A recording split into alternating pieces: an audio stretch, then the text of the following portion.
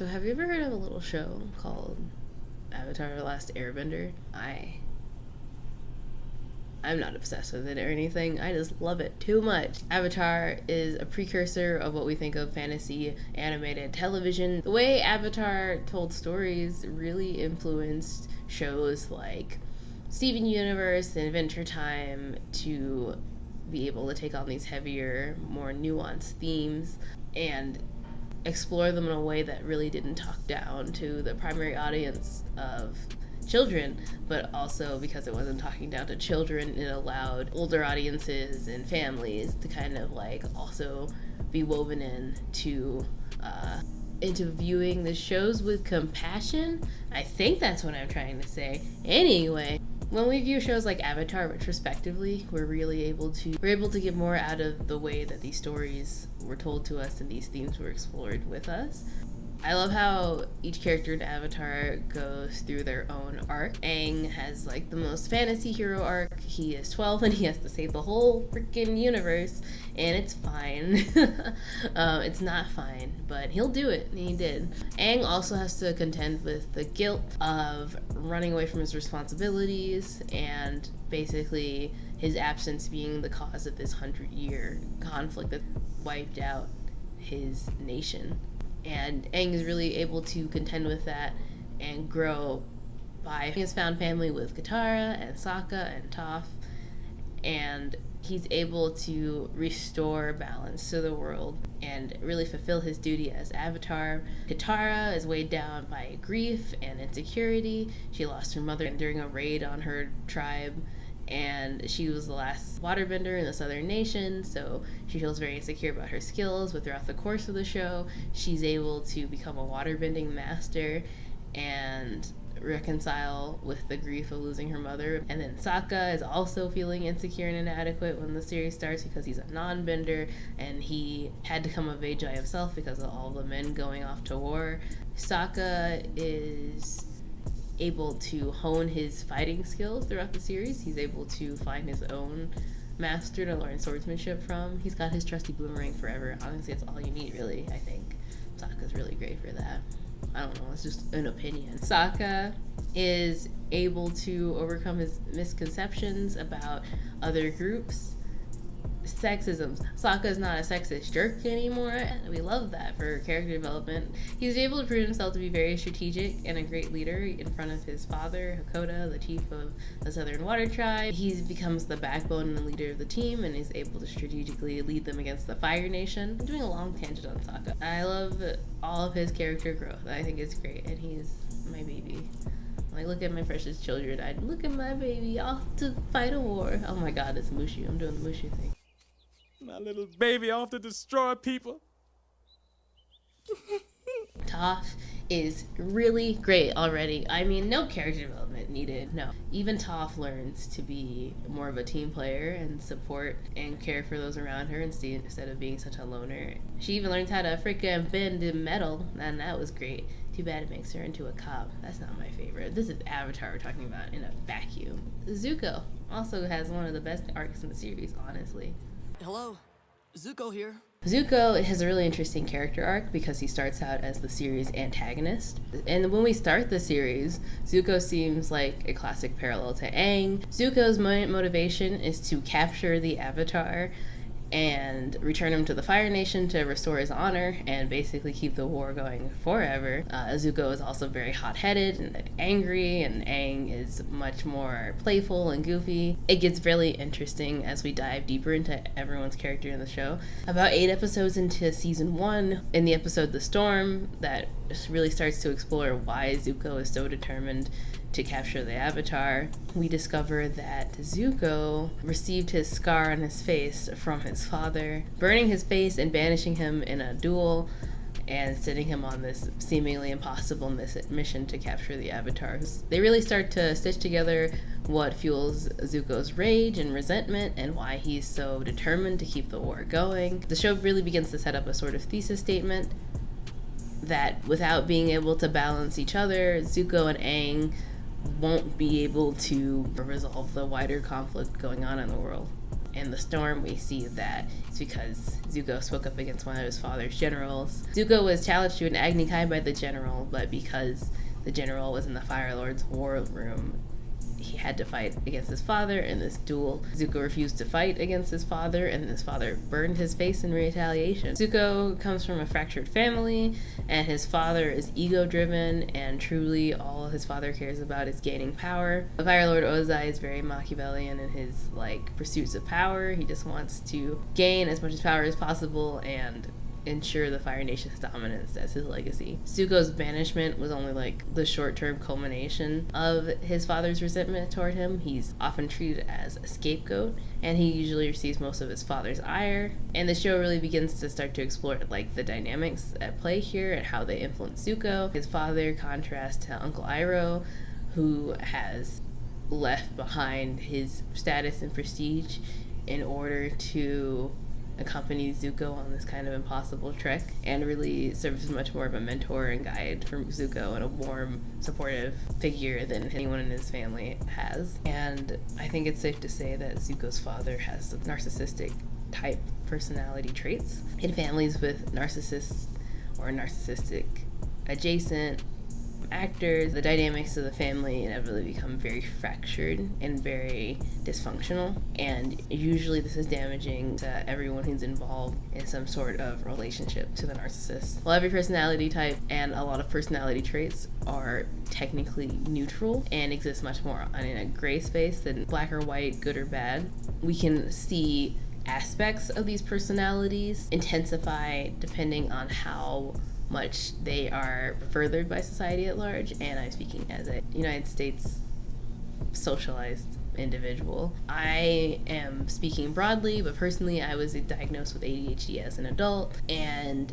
a lot of the pushback I immediately received from individuals I knew was, you can't have this, you're smart, good, etc. You pay so much attention and focus on things, and I'm like, for the broader point, I think it's interesting that something like ADHD is only defined by traits that get in the way of the larger productivity that has expanded through neoliberalism. I think in the US we have a productivity culture that's at this wicked crossroads between Puritan work until your bones ache morals and capitalist everything you can commodify in your life and everything you can create has to be a product for profit. So mentally and physically you are a commodity in that essence, and ADHD is often diagnosed by stereotypical traits of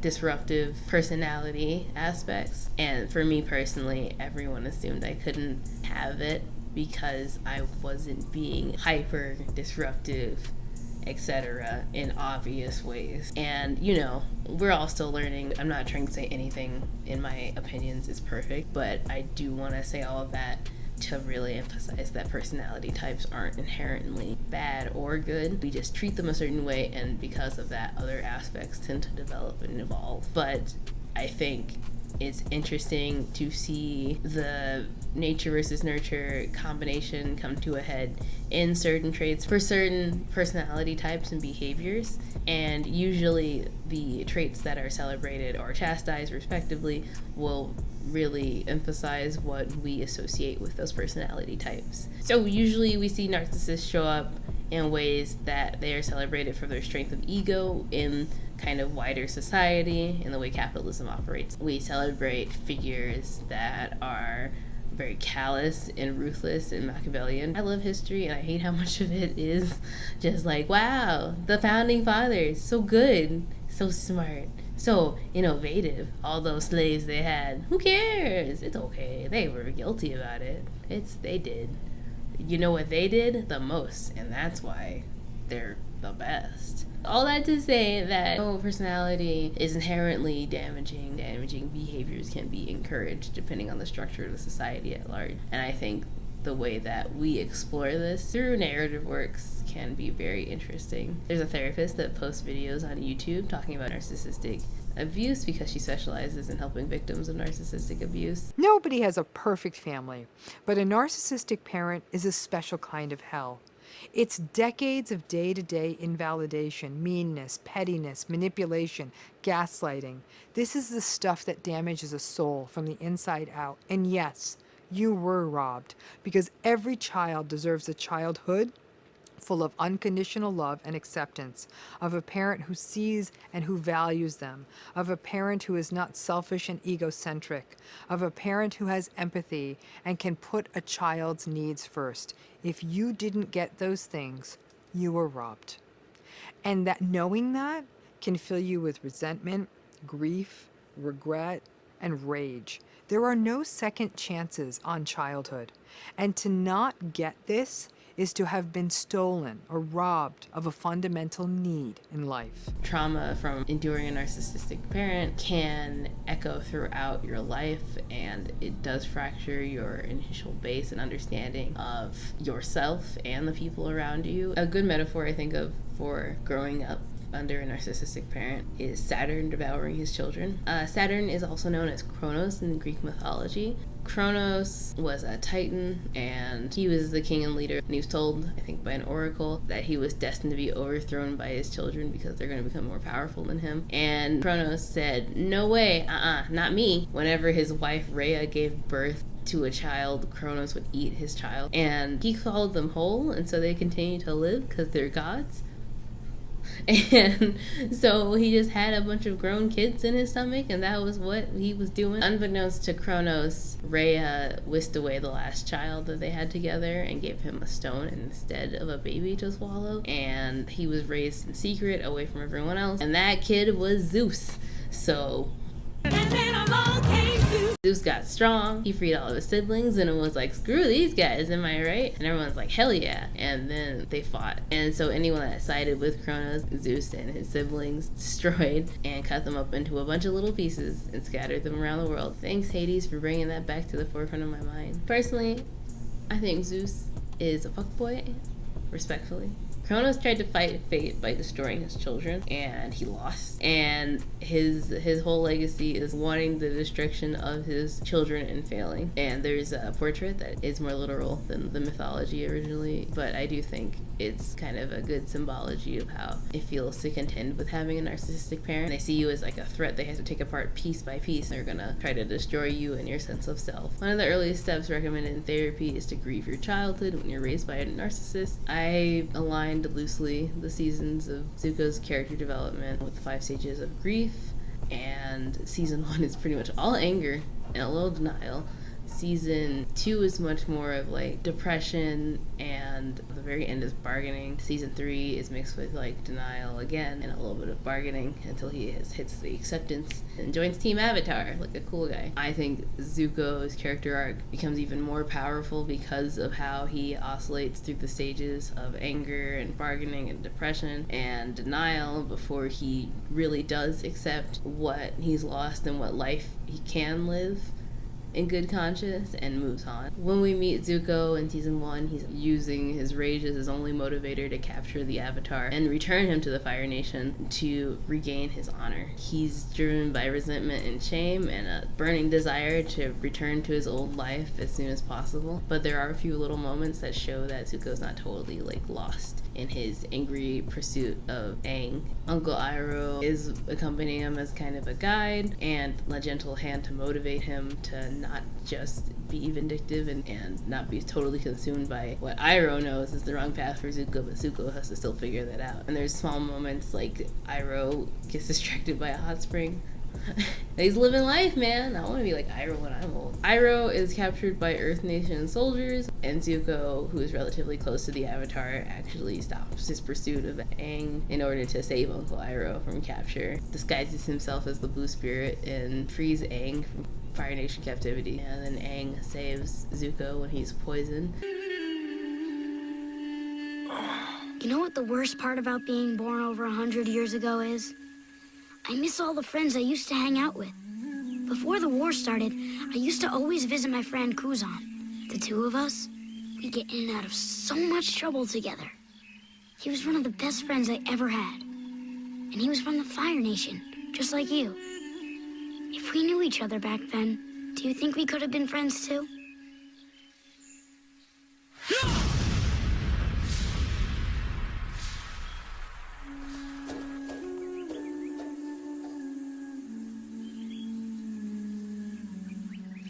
Zuko acts only moderately dishonorably, which he hired a bounty hunter to pursue Team Avatar.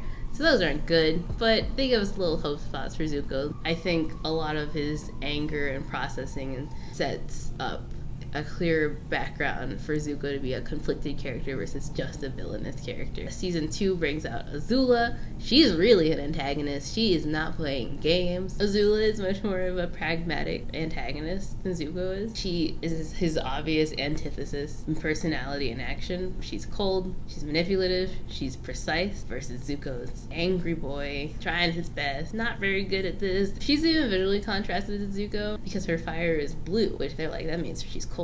Zuko was banished and sent on a mission, and then him and Iroh were treasonous, and Azula is sent immediately to capture them. So obviously Azula is the golden child. Her father believes in her. Zuko does not know what that means. The treason part is a whole thing, but I think the interesting parts are Northern Water Tribe was being invaded. Iroh is like, whatever you do to that spirit, I'll unleash on you tenfold. Let it go now!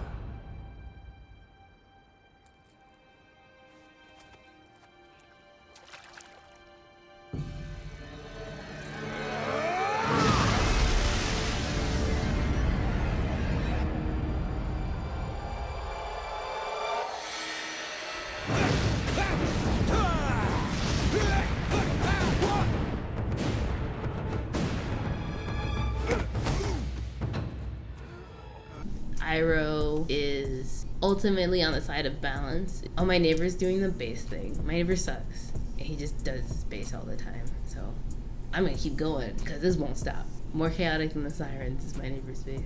They committed treason is what the Fire Lord said. Azula also writes off Iroh as an old fool constantly, even though Zuko pushes back on Iroh's love and guidance, but eventually he learns not to take it for granted. Azula tries to trap Iroh and Zuko. You know, Father blames Uncle for the loss at the North Pole.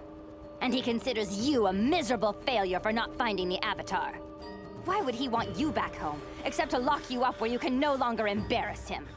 And then they escape. Iroh and Zuko abandon their ties to the Fire Nation, and this really begins the grief, bargaining arc of Zuko's grieving process. Zuko tries to steal food, Iroh chastises him, and they separate ways. Zuko befriends an Earth Kingdom kid in like a small outpost village, and the kid looks up to Zuko like as a bigger brother figure because his older brother is off in the war and the family is really suffering. Zuko gets more of an on-the-ground understanding of like the closer impacts of war, kind of at a new low, but also a certain kind of emotional fulfillment he hasn't had by being accepted by a family. He tries to defend the family against Earth Kingdom guards that are basically extorting them. He accidentally firebends and exposes himself as the prince that's on the run. The family does immediately turn on him. He is outcasted from there, and he hits sort of a new low emotionally. Iroh has been tracking him this whole time, looking out for him from a distance, because Iroh's great, and he's his real dad. Emotionally. Everyone is eventually reunited. Iroh, Zuko, Aang, Katara, Toph, Sokka temporarily align against Azula, cornering her, and then she sees an opening and she attacks Iroh.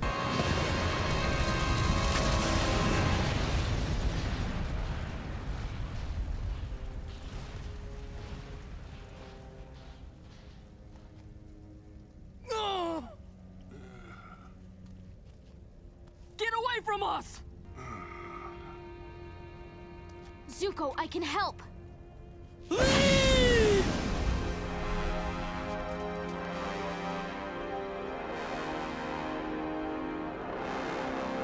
Iroh is able to recover after being cared for by Zuko, but Zuko does ask Iroh to help him make lightning. Iroh explains the balance of all things.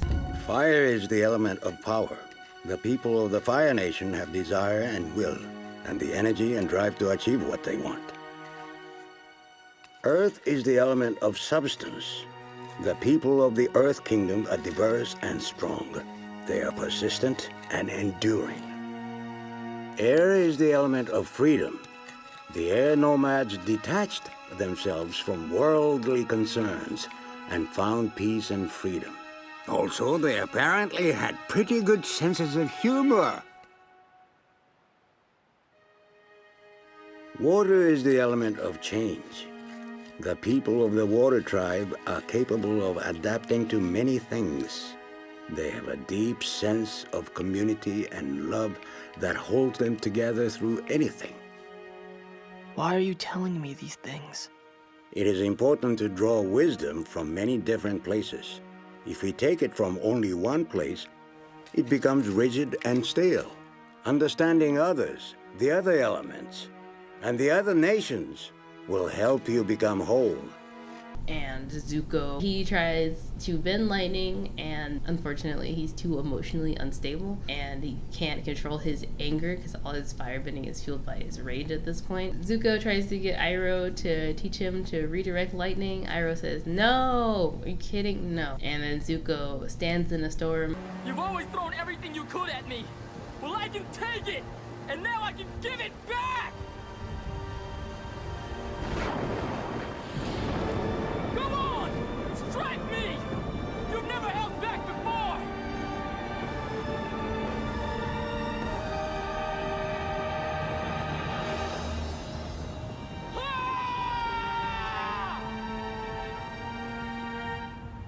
Zuko cries out and he breaks down. The ball of rage kind of collapses to reveal like the sadness has been there this whole time, and Zuko hits this emotional low. Kidnapped Appa. Guess who found him first? Zuko did. Oh boy. And he's all dressed as a blue spirit, and then Iroh's like, actually, I found you both first. So, the Blue Spirit. I wonder who could be behind that mask. What are you doing here? I was just about to ask you the same thing. What do you plan to do now that you've found the Avatar's bison? Keep it locked in our new apartment? Should I go put on a pot of tea for him? First, I have to get it out of here. And then what? You never think these things through. This is exactly what happened when you captured the Avatar at the North Pole. You had him, and then you had nowhere to go. I would have figured something out. No! If his friends hadn't found you, you would have frozen to death.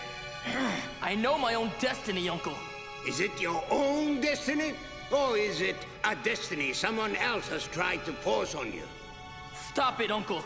I have to do this. I'm begging you, Prince Zuko.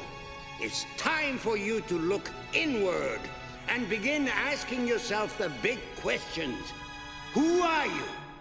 And what do you want? And then he lets Appa go and throws his blue spirit mask into Lake Laogai. And he gets super sick because being good makes him ill. Zuko has hella symbolic dreams in the middle of his crazy fever, and he dreams of being Fire Lord and being counseled by a red and blue dragon. The blue dragon has Azula's voice and is trying to talk him into his downfall, and the red dragon is Iroh, who is trying to save him from his worst instincts. As Zuko comes out of this fever dream, seemingly with a weight lifted off his shoulders, ready to live an assumed life in Ba Sing Se, and then Zuko and Iroh are invited to the palace. Oops, it's a trap. There's a whole lot. There's so much happening in the background. Azula's there now. Iroh escapes the trap, and Zuko is thrown in prison with Katara, who was also trapped before. Zuko reassures Katara that he's changed, and he's like, I just wish I could get rid of this scar that marks me. And Katara's like, maybe I could heal your scar with my special spirit world water. Then oops, everyone shows up. Everyone's there now. So Azula says that Iroh's a traitor, and Zuko can either choose to be a traitor or not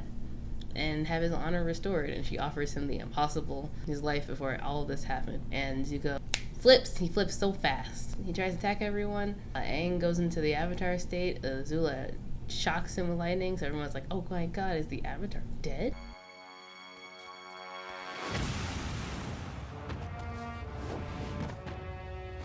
You've got to get out of here. I'll hold them off as long as I can.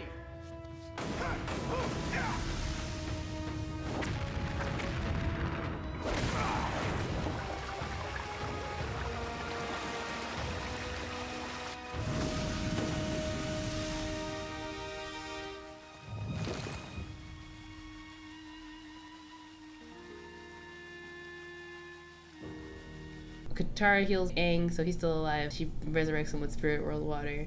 Team Avatar does escape Ba Sing Se, even with Earth King, and then Phil Lamar delivers a great The Earth Kingdom has fallen.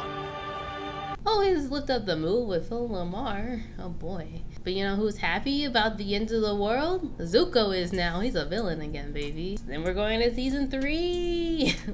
Zuko has turned away from his redemption and is straight into bargaining and denial. So the whole series is at a low, but Zuko's doing good because he is a prince again. Yay! He feels a fleeting sense of emptiness and doesn't understand why. But it's okay because he got his old life back, and Azula has the biggest secret ever she's holding over him by giving him credit for killing the Avatar. Zuko is paranoid as hell and can't enjoy his life actually at all because he's afraid that Aang is still alive. He even hires an assassin to go after, and the beach is really the next like super emotional episode where Zuko and Azula and Mai and Ty Lee are all sent on a forced vacation to Ember Island. He and Azula find their old vacation house that they haven't gone to since their mother disappeared. Zuko is forced to look in his past retrospectively and really be honest with the past he had and the life he idealized before his mother disappeared and before his father scarred him. Even the life he left behind wasn't what he had idealized it to be. The Avatar and the Fire Lord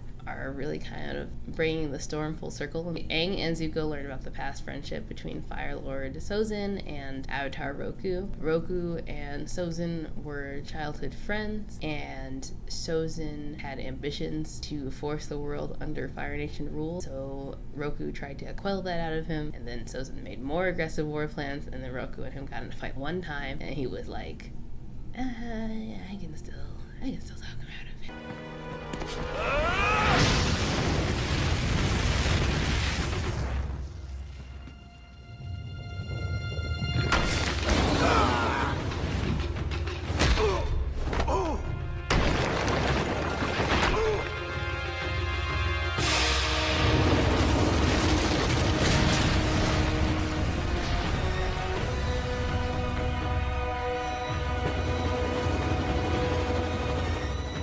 I'm sparing you, Sozin.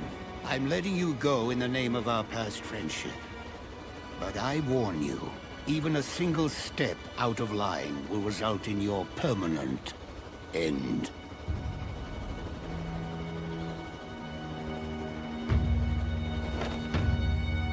And then Roku lived on a volcano and it erupted one night, and Sozin came to save him, and then Roku went out of his way to save Sozin's life, but Sozin saw Roku fall, and he was like, you know, actually, if you were dead, I could start a whole war. Bye! Without you, all my plans are suddenly possible. I have a vision for the future, Roku.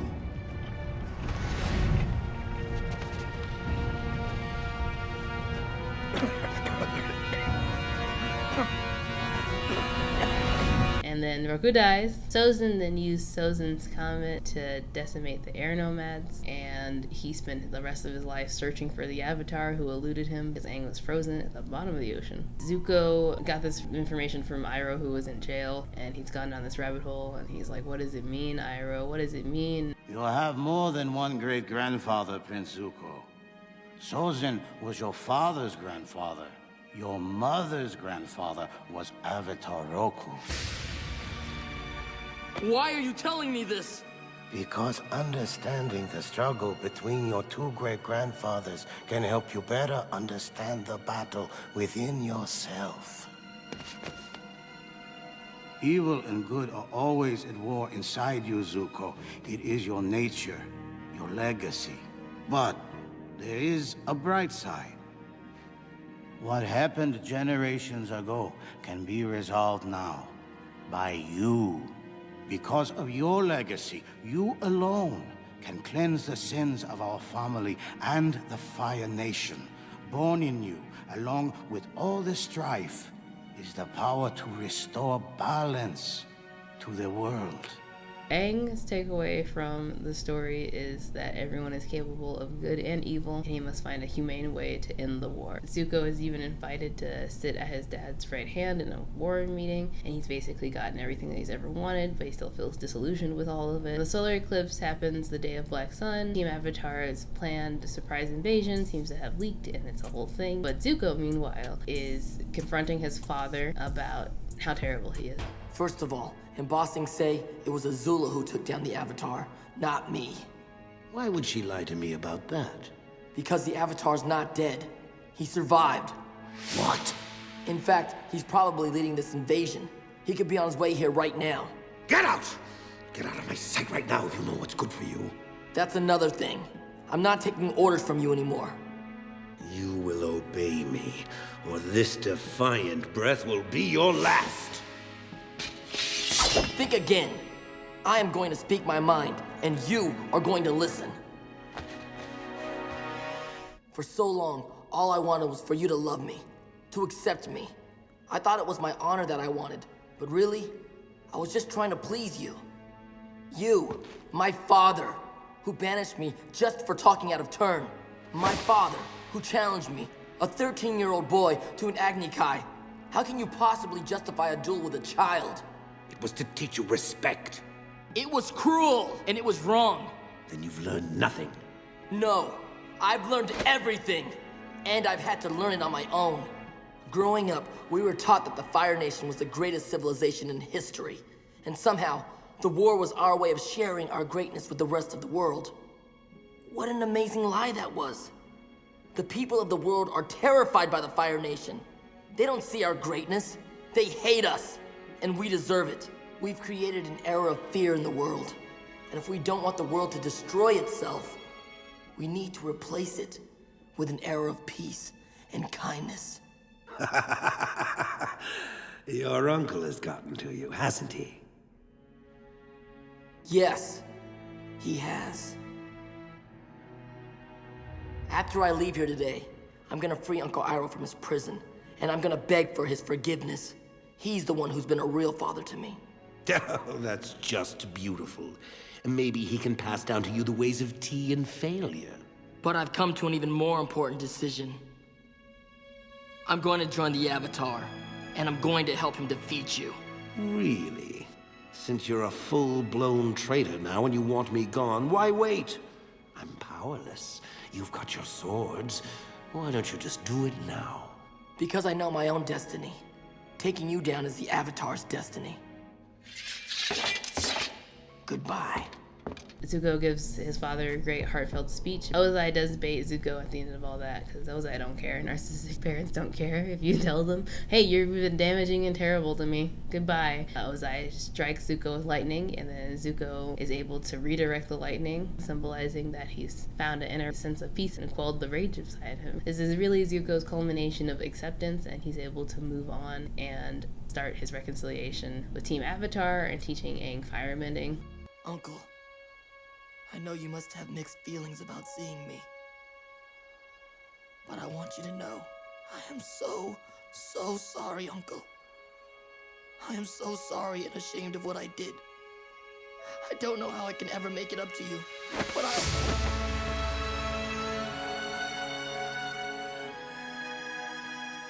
How can you forgive me so easily? I thought you would be furious with me. I was never angry with you. I was sad because I was afraid you lost your way. I did lose my way. But you found it again. And you did it by yourself. And I'm so happy you found your way here. It wasn't that hard, Uncle. You have a pretty strong scent. And he's destined to close out the darkest chapters of Fire Nation's history by helping the Avatar. It's one of my favorite examples of a character having a good turnaround from villain to hero. And I think that's really one of the big keys to Avatar and how well they do storytelling, is how personal the conflict is at the end of the day. Aang finds a way to neutralize Fire Lord Ozai while keeping him alive. He takes away his bending, and it's this great moment. I think it was really important that Aang just defanged the beast, and he's unable to yield any power and any influence. And that's the perfect fate for a narcissist who decides to go down the path of hurting people. In the era before the Avatar, we met not the elements, but the energy within ourselves.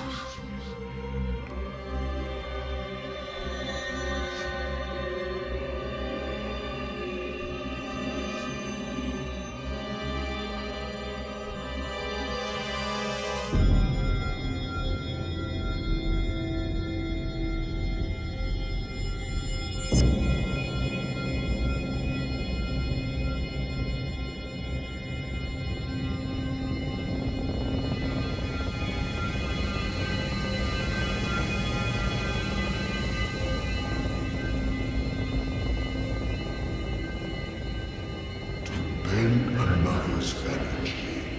Your own spirit must be unbendable, or you will be corrupted and destroyed.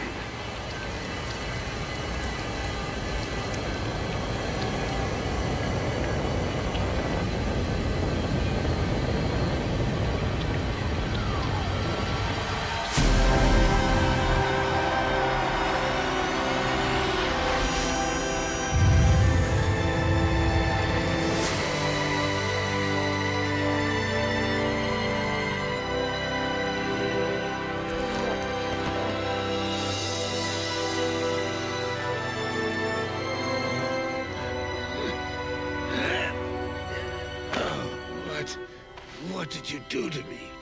I took away your firebending. You can't use it to hurt or threaten anyone else ever again. And Zuko is able to become a great leader. He should have not been a king, but he's able to become a great leader and break this generational trauma up. Avatar does some of the best understanding of good and evil and how people exist across more of a spectrum. What are some TV shows that made you feel helpful if you had like any sort of challenge going on? Thank you for watching. If you liked the video, please subscribe, press the bell icon to get notified when I'll come back with more videos. You can follow me on Instagram. I'll put the @ here. I'll put the link below. Follow my art account if you want to support me. I hope everyone has a good week full of fun introspection and, you know, rewatching something that's nice.